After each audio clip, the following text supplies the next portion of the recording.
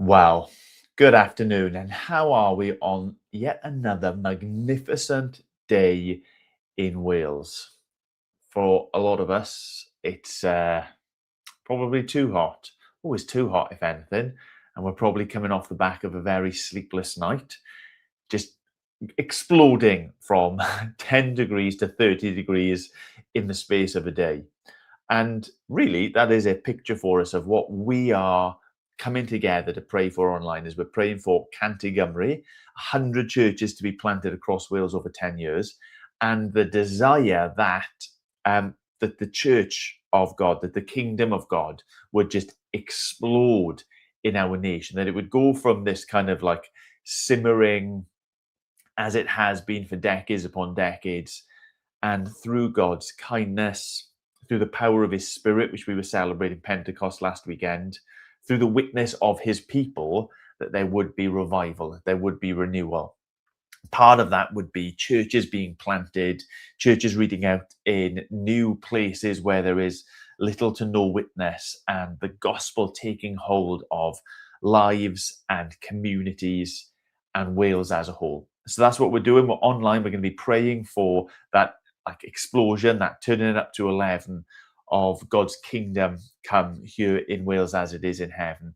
If you want to know more about exactly what that is, 100.cymru. I can't move various hands in various places. Some people watch it on like a telephone mode. Some people watch it across. Either way is good. So this is what we're doing. We're praying for that. And before we get to pray for that, pray for some specific church plants, we are going to look at Psalm 13. So the habit is knowing that we want to pray for 100 churches to be planted. We want to pray for the church planters and the outreach. We want to pray for renewal across Wales and for Ffynnon Llandysul, Noddfa in Llŷn Peninsula, Freedom Church in Cross Hands in particular. But like, what are we going to pray for those different things? And my preference is always to turn to God's word and let God's word direct how it is that, like, the sorts of things that we're praying in those specific areas. Today we're on Psalm 13, so we're going to read it, reflect on it, a couple of things, how that shapes our prayers, and then we're just going to get on and pray for them. Psalm 13, for the director of music, a psalm of David. How long, Lord, will you forget me forever? How long will you hide your face from me? How long must I wrestle with my thoughts and day after day have sorrow in my heart? How long will my enemy triumph over me? Look on me and answer, Lord my God. Give light to my eyes, or I sleep in death. My enemy will say, I have overcome him, and my foes will rejoice when I fall. But I trust in your unfailing love. My heart rejoices in your salvation. I will sing the Lord's praise, for he has been good to me. So it's a prayer that's prayed, psalm sung out of struggles and difficulties and that sense of just hopelessness, perhaps, that the world has gone to pot, that those who oppose us, God's people, and God himself are on the ascendancy, and it's just perpetual, on and on and on and on and on. And we've all got to admit that it feels like that at times. Imagine, especially in church planting, I know from church ministry, it can feel like there's never progress being made. And so I guess one of the things is that we should be praying like strictly along the lines of this whole thing, of moving ourselves from a place of despondency, disappointment, into trusting in God, singing his praises, rejoicing in him, knowing that the present situation is not the ultimate and final situation. We've been looking at 1 Peter so far in May as a church, and like our salvation has a goal, our salvation has an end, the revealing of Christ, the renewal of all things, his return, the consummation, the new heavens and the new earth coming together. But actually, as I was reading through this, one of the thoughts I had is, how many of us actually have reached this point with the nation of Wales? How many of us have actually feel in the depths of ourselves the same way that David did in his life. Like he had reached the end, he was desperate, he was despairing, and he was crying out to God.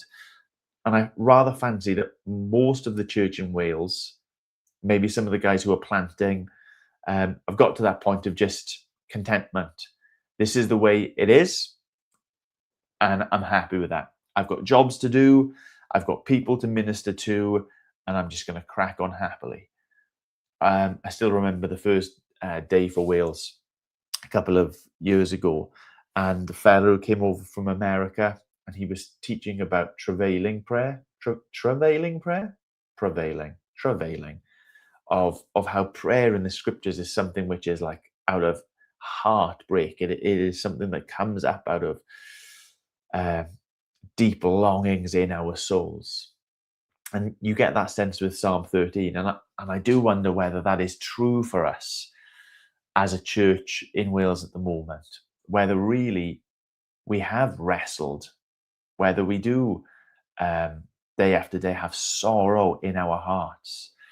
I don't think it's a bad thing that we would pray that God would break our hearts for this nation. That we might, like, on the one hand, be excited, yeah, God can do great things, revival would be wonderful. But like, do we actually care in that sense of, Lord God, you have to do something. We cannot carry on the way that we are carrying on. So I want to pray that for folks as well. I mean, it's just great to be then shown in that situation. Where is it you go with that frustration or with that despair? It's to him. It's renewing our faith in him, our trust in him, and our hope in him, isn't it? I trust in your unfailing love. My heart rejoices in your salvation. I will sing the Lord's praises. You have been good. So let's pray that over the vision of 100 churches being planted across Wales, over that desire for revival in Wales. Pray that specifically for the guys who are part of Ffynnon and Llandysul, Noddfa up in the Llyn Peninsula, and Freedom Church here in Carmarthenshire in Cross Hands as well. So let's turn to God. Let's pray together for a little bit. Lord, can we begin with confession? Can we confess that our hearts are not nearly as broken about the situation we find ourselves in as they ought to be? Lord, that most of the time, most of us in the church are happy and content with just keeping going as we're going. Lord, we have our ministries, perhaps. We have our congregation. We have our brothers and sisters around us. We have these little interruptions into our weekly lives we call gathering on a Sunday, and it's good. And we're happy and we're content that we live, that we trust you, that we celebrate you together. We've got people we can depend on and lean on. But Lord God, we ought not to be so content with the state of Wales. Lord, we might even have this as an idea, as a notion in our minds of revival being a fun thing, an exciting thing, but it's not out of a place of desperation. It's not out of a place of deep sorrow for the need that there is in our land. 100 churches would barely scratch the surface.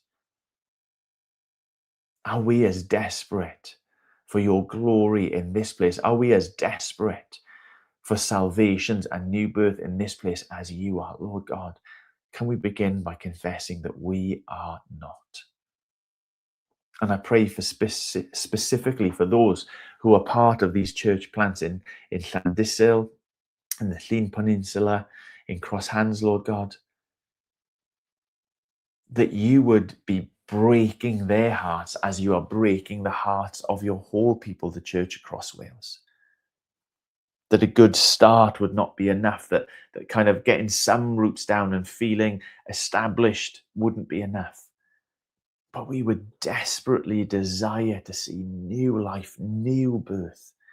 Those communities, Llandysul, the peninsula in the north, Lord, Cross Hands itself being a place that is transformed and changed. As we look around, Lord God, we see so much brokenness in each and every community throughout this land. Brokenness in lives, in households and families, in places of work. Lord, help us to be a people who wrestle day after day with sorrow in our hearts, because we, like you, want more for this place. We, like you, want more for the people that you have placed us amongst.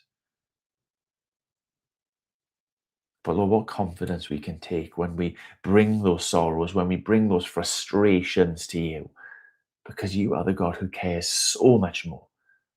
You are the God who is already at work, not just like preparing for 100 churches to be planted, but for your glory to come, for your rule and your reign to be extended, for your hope to be cherished and lived out in lives upon lives upon lives across this nation. We've got your unfailing love. We've got your salvation. We've got your grace to us. Lord, how can we deny any of those things, even in the face of such a situation and such a state of a church, such a situation and state of a nation? But we have this, your unfailing love, your salvation, your grace, kindness, unexpected, undeserved, poured out. So, Lord, I pray that as our hearts might break, we might also turn and trust and find comfort and courage and boldness in who you are and what you have already done. Lord, it was such a joy on Sunday to celebrate Pentecost, the coming in power of your Spirit amongst your people. Lord, we want that Pentecost experience for our land, where we turn our gaze and all we can say, well, the Spirit is at work there. The Spirit is at work there. Well, that is at least my understanding of renewal, of revival. In the hope for that in our country is not us doing a better job, but it is you, Lord God, through your people, making yourself known, making yourself great, lifting up your praise and multiplying your praise. Lord, we pray for Ffynnon. We pray for Noddfa. We pray for freedom.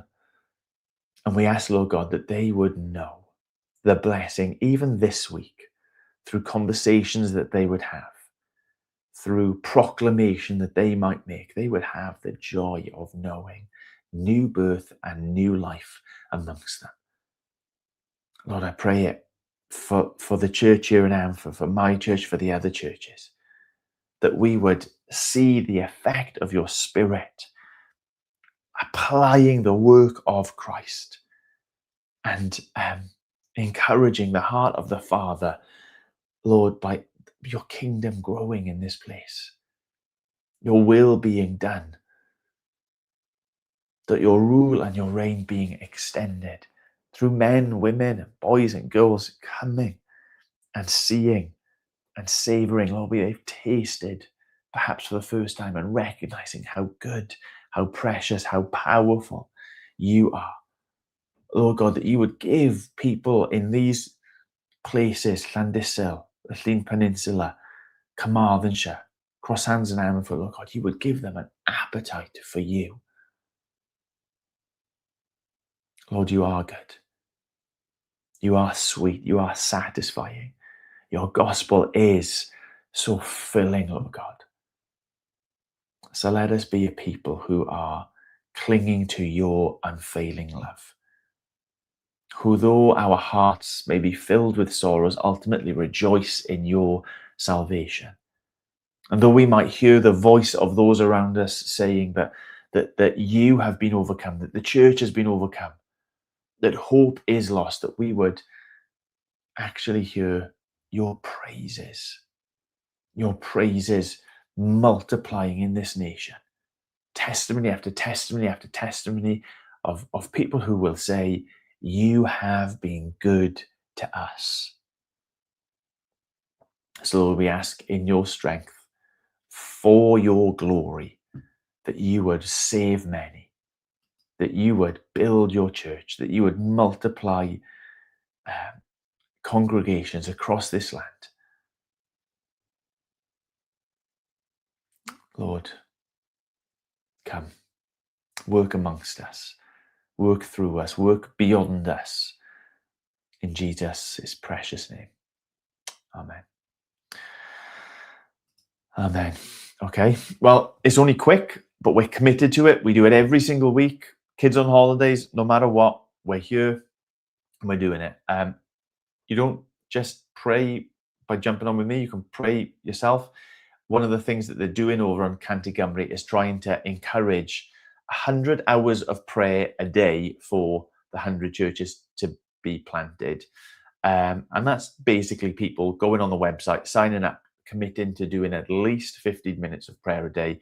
This is my commitment. I share it with everyone else just to kind of show an example how easy it is to give that small sacrifice. So head over there, 100.cymru yourself as a website, sign up to be prayers too. And pray. The harvest is plentiful, but the workers are few. So let's pray to the Lord of the harvest in confidence. All right.